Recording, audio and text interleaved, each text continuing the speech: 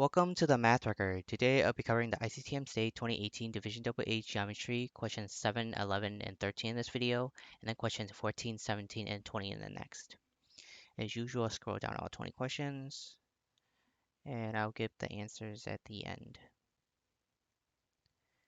Okay, now let's begin with number 7. In triangle FTL, angle T is equal to angle L. Line FP and line FQ trisect angle TFL, and FT equals 5 and TP equals 2. Determine the length of PQ. So let's kind of draw this. This should be big enough. And we have two lines that trisect it. So I'm just going to rotate it so it's easier to see. And they said that FT is 5 and that TP is 2. And they said that T is equal to L, so this is equal to this one. So then by logic, basically this is 5 and this is also 2. And they said that FP and FQ trisects TFL. So this angle equals this angle equals this angle. Okay, so let's label this X. So what we could do is first we could just focus on this triangle, which is split into 2. So we're just going to ignore this triangle. And we could use something called the angle bisector theorem, which let's call this, these angles are split bisected. So A, B, C, D. And the angle bisector theorem tells us that A divided by B is equal to C divided by D. So going by that logic, we could say, using this, we could call this A. That means A divided by 5 is equal to X divided by 2. That means A is equal to 5, 2 times X. So A equals 5 over 2 times X. And since basically this line is the same as this line because it's isosceles, this is also 5, 2x. So what can we do now to get x? Well, we could use something called Stewart's theorem, which is kind of long and complicated, but basically it's just 5, 2x squared times the side length on the bottom opposite of it, so it's 2,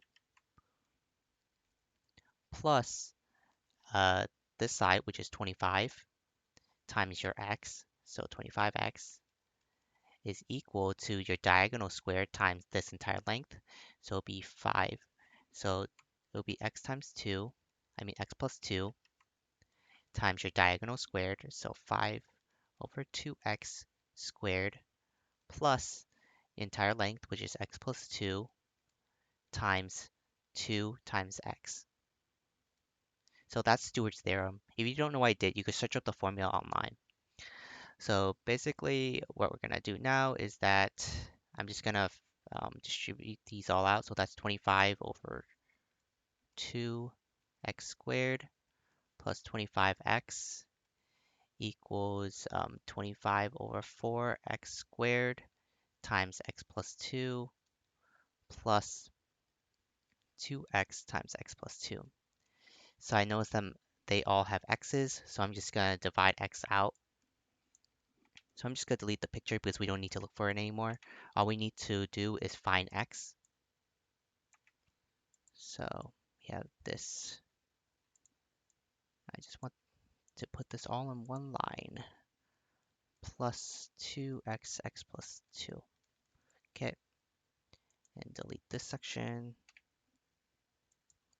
So if we divide x out, we have 25 over 2x plus 25 equals 25 over 4x, x plus 2 plus 2x plus 4. So I just distribute that out already.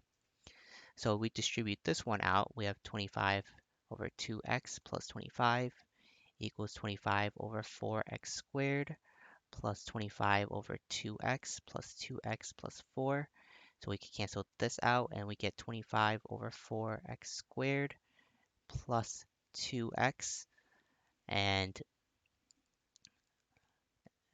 plus 2x, and then 4 minus 25 is minus 21 equals 0.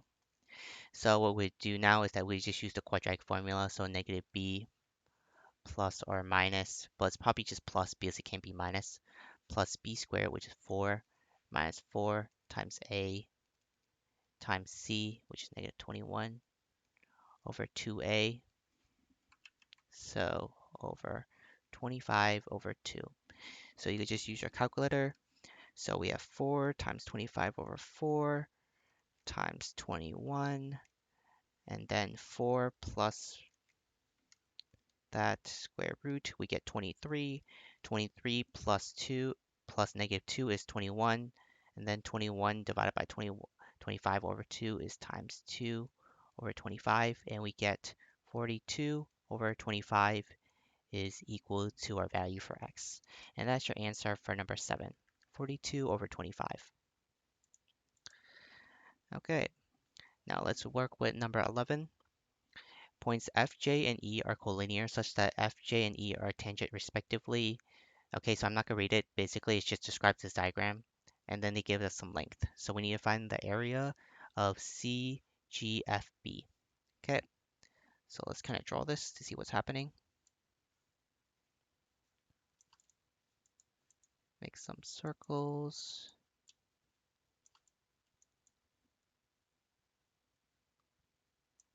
Okay, and we have a smaller one.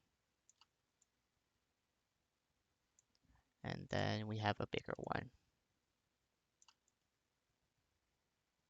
So this isn't really drawn to scale, so it's just something to see what's happening. And also because I'm just recreating the picture. Okay, so something like that. Center the circle so that makes it perpendicular. In the same case for this big circle on the right. And there's a line that goes to here. Okay, so now let's find some lengths. So we know that AF is equal to 5, so that's our radius, so this is 5, so this is also 5. BE is 7, so this is the radius of this, so this is also 7.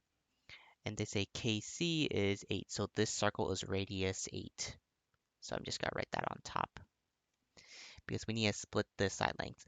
So I know that these two triangles are similar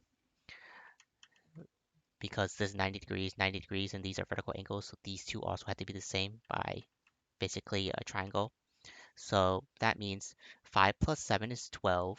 So then 5/12 would be this ratio to 7. 5/12 to 7/12 would be this to this. So basically, what is the length of this entire thing? Well, 5 plus 8 plus 7. So that's 20. So 20 times 5 over 12. So that's a 3. That's a 5. So that's 25 over 3. So this entire length is 25 over 3. Okay, so we know that. So if this is 25 over 3 and this is length 5, which is 15 over 3, that means this side length is 10 over 3. So this side length is 10 over 3. And this entire thing is 8. So 8 times 3 is 24 over 3. So this is 14 over 3 to make a total of 8. Okay, so now we have that. So now we need to find this length right here. So how do we get this length? Well, it's actually pretty simple. We could basically just use the Pythagorean theorem right here, which gives us 14 plus 7, which we could just use our calculator. So 14 over 3 plus 7, and then square that number, minus 7 squared, take the square root, and we should get the length of this side length is 28 over 3. So this is also a right triangle, which makes sense. So this triangle and this bigger triangle is similar to each other. Since the base of this is 14 over 3 and the base of this is 28 over 3, that means the area of this thing is the side length of this triangle to this triangle is half of the big triangle. That means the area is 1/4 of it. So the area of this quadrilateral is 1 minus 1/4, which is 3/4. So it'll be 3/4 times the area of this big triangle, which is 28 over 3 times 7 times 1/2. And cancel out this to make 7. Cancel out the 3, so 7 times 7 is 49, and then we have the 2 on the bottom. So our area for CGBE for number 11 is 49 over 2. Okay, now number 13. Quadrilateral ABCD is a trapezoid with legs AB and CD. Okay, so let's kind of draw this out. So we have a line, We have another line. So this isn't an exact shape as usual, but basically just a general outline. And they said that AB and CD are its legs. And they said that BD and AC are perpendicular, so the diagonals are perpendicular to each other. It doesn't really look like it, but it's just a bad picture, so let's just call these all 90 degrees because they're perpendicular. And they said that they intersect and this point is E. Okay, so that's point E. So they say CE is 8, so this is length 8. They say ED is 8 also, and they say BE is 6, so this is 6. Okay, so we need to find the area of this trapezoid. So what we need to look for is that we need to find this length, which is actually pretty simple. We know that this triangle and this triangle are similar because that's just the idea of a trapezoid. So we could call this x. So x divided by 8 is equal to 8 divided by 6 because this side length is this side length because you got to rotate it because this angle is equal to this angle and this angle is equal to this angle. So based on similar triangles, this is true. That means 6x is equal to 64. That means x is equal to 32 over 3. Okay, so we already got the side length, so x equals 32 over 3. And now we could, since these are all right triangles, we just multiply to each other. So 32 over 3 times 6 plus 32 over 3 times 8 plus 8 times 8 plus 8 times 6. So these are all triangles multiplied by a half to get the total area. So we get 32 divided by 3 times 6 plus 32 divided by 3 times 8 plus 8 times 8 plus 8 times 6 and then divide by 2. And we should get an area of 392 over 3. And that is your area, your answer for number 13, 392 over 3. And here are all answers for all 20 questions. Well, thanks for watching, and I'll see you at the next math record.